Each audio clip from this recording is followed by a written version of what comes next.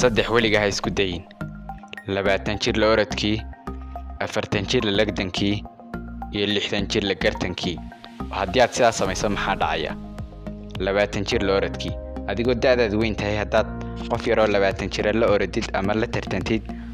waxa dhacaysa inuu ka dheereeyo oo ka orod badiyo oo aad gaari weydood meesha ku ceebowdo marka adigoo da'daad weyn tahay qof 20 jir ah hala ordin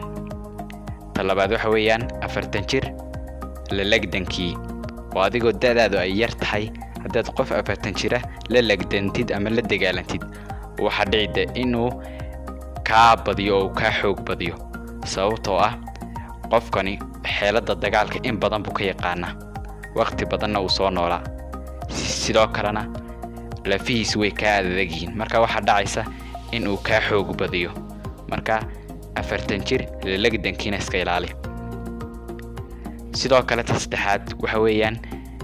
60 jir la gartankii haddii aad adigoo da'daadu yar tahay qof 60 jir aad la gartantid ama aad la doodid waxa dhacaysa inuu ku yiraahdo adeer ilmo yar baad iska joog adoon jirin ayaan soo talin jirnay hadalkaaga ma banaanay meesha iska aamino ku yiraahdo ayaa dhici karta xitaa adigoo ka saxsan marka qof 60 jirana hala gartamin oo hala doodin haddii kale waxaad kala kulmi doontaa waxaasi wax ka badan muuqaalkeena maanta intaas inoogu yahay waa Salman Tamil oo idin leh intaan muuqaalkan lamida ku kulmi doono waxaan idinkaga tegnaa fi amaan illah wassalaamu calaykum waraxmatullaahi wabarakaatuh muuqaalkan haddaad ka heshay like saar sii share garee la wadaag saaxiibadaada